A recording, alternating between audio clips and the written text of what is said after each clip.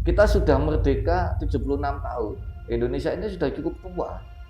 Kalau tidak segera kita menjadi tuan di negeri sendiri, tidak segera kita bisa mengolah SDA yang ada di Indonesia, maka Indonesia mau jadi apa untuk itu, Pak?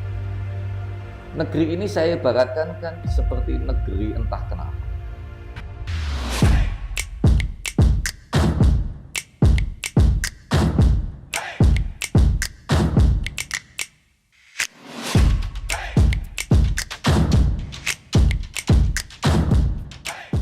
Selamat datang kembali di channel YouTube Solopos TV bersama saya Danang Nur Ihsan. Kali ini kita dalam talk show spesial bersama tamu istimewa kita, Tuntas Subagio. Dengan rencana punya partai PKR gitu. Ini sepertinya Mas Tuntas ini merubah haluan strategi politik. Dulu independen, DPD, nah sekarang punya partai, mau punya partai gitu kan. Nah ini kenapa berubah ini? Iya, karena niatan atau tujuan kita dari awal, kita kembalikan lagi kepada niatan Tikus Pidi di dalam ikut kancah politik, adalah ingin mengangkat harkat dan martabat wong cilik, atau ingin mengangkat harkat dan martabat masyarakat Indonesia. Lah, makanya saya tadi mengibaratkan bahwa keran itu hanya dibuka separuh kalau di dalam aturan independen. Istilahnya rodok setengah hati. Ada aturan independen dibuka masyarakat umum di dalam demokrasi Indonesia, tetapi aturannya sangat berat dan sangat sulit, sehingga untuk bisa lolos di dalam jalur independen ini memang membutuhkan sebuah kerja keras yang sangat luar biasa. Itu.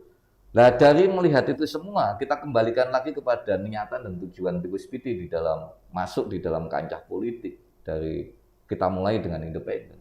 Akhirnya kita dirikan Partai Kedaulatan Rakyat. Tetapi partai ini adalah partai dengan idealisme independen.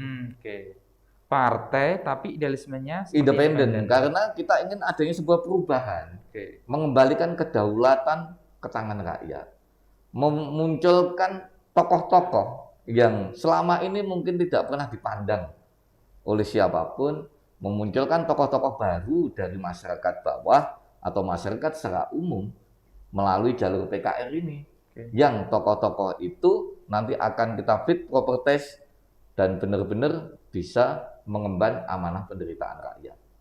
Dengan harapan bahwa tokoh-tokoh tersebut itu bisa membawa perubahan Indonesia menjadi lebih baik. Nah, Mas Tuntas, di pemilu 2024 mendatang itu kan pemilu bareng ya. Legislatif dan presiden. Nah, ketika PKR nanti berdiri, capresnya yang mau diusung siapa, Mas Tuntas? Saya enggak tahu ya, terserah. Atau Tuntas Subagio langsung juga? Enggak. Intinya, nah, karena kan balionya udah di mana-mana tuh, Mas Tuntas. Iya, kalau dari Tikus Pidi sih niatannya seperti itu. Tetapi kan kita tidak akan muluk-muluk untuk melihat itu dulu.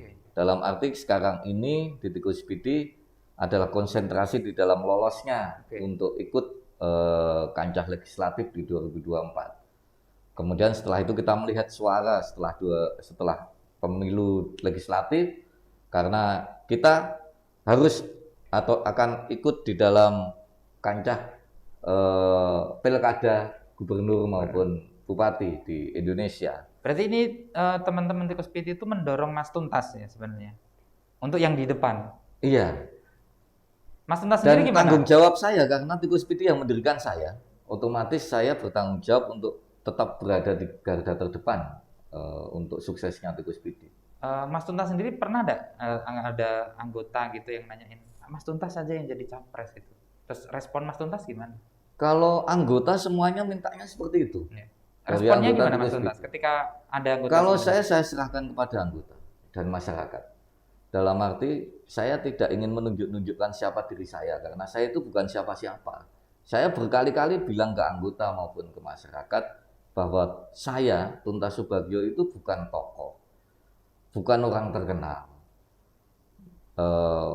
bukan saya itu hanya wong cilik, hanya orang biasa yang tidak punya kapasitas apapun, Yang saya punya hanyalah ide-ide di masyarakat, kemudian ingin membangun yang lebih baik di lingkungan masyarakat. Iya, bicara soal ide-ide, soal gambaran impian ya Mas Tuntas tentang Indonesia. Mas Tuntas ini menuangkan ide-ide dan gagasannya tentang Indonesia dalam sebuah buku. Buku Indonesia Rumah Kaca. Iya. Itu Mas Tuntas ya. Ini ya Mas Tuntas bukunya ya. Iya. Ya, ini contoh bukunya Mas Tuntas nih. Buku Indonesia Rumah Kaca. Bisa diceritakan Mas Tuntas bukunya ini? Kalau tentang apa sih buku gitu? Indonesia, kalau buku ciptaan saya itu kan ada beberapa sebenarnya ya. Oh, ada beberapa. Ada beberapa. Ini yang terakhir. Ya bukan terakhir, yang dari kemarin. Oh, oke. Karena kan pandemi yang ada di Indonesia, sehingga saya membuat konsep Indonesia Rumah Kaca. Dalam artian Indonesia Rumah Kaca ini adalah ekonomi kerakyatan di dalam sistem kemandirian. Bagaimana Indonesia ini bisa mempunyai potensi untuk menjadi negara yang berdikari atau negara yang mandiri di dalam penerapan konsep ekonomi kerakyatan yang ada di Indonesia. Saya melihatnya sangat mempunyai potensi yang luar biasa besar.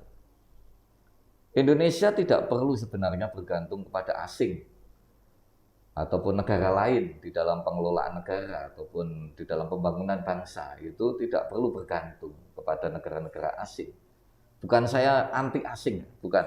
Tetapi saya hanya melihat bahwa Indonesia ini mempunyai potensi luar biasa untuk menjadi negara besar, negara super kaya dengan potensi yang dimiliki oleh Indonesia. Karena apa? Satu, sumber daya alam yang dimiliki oleh Indonesia ini luar biasa, baik dari sumber daya alam yang berupa tambang, kemudian sumber daya alam berupa anugerah Tuhan atau anugerah Allah SWT, wujud keadaan alam, baik pariwisata dan lain sebagainya. Kemudian tanah yang sangat subur di Indonesia, batang pohon aja ditancap di Indonesia tumbuh.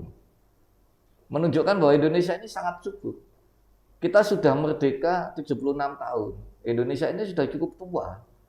Kalau tidak segera kita menjadi tuan di negeri sendiri, tidak segera kita bisa mengolah SDA yang ada di Indonesia, maka Indonesia mau jadi apa untuk ke depannya? Negeri ini saya ibaratkan kan seperti negeri entah kenapa. Entah kenapa. Iya, negeri entah kenapa. Dalam arti kita mempunyai potensi yang sangat luar biasa di bangsa ini.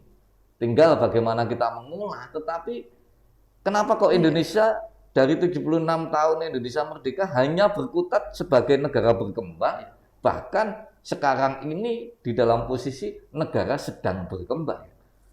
Kalau negara sedang berkembang itu kan secara kasarnya adalah negara miskin. Cuman istilahnya aja diperhalus dengan negara sedang berkembang. Kan gitu. Kalau negara berkembang sih agak mending, karena berkembang untuk maju.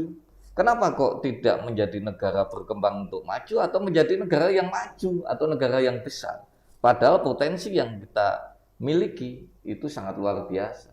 Itulah kenapa mohon maaf sekali saya matur atau saya bilang bahwa negeri kita, boleh kita bilang adalah negeri entah kenapa.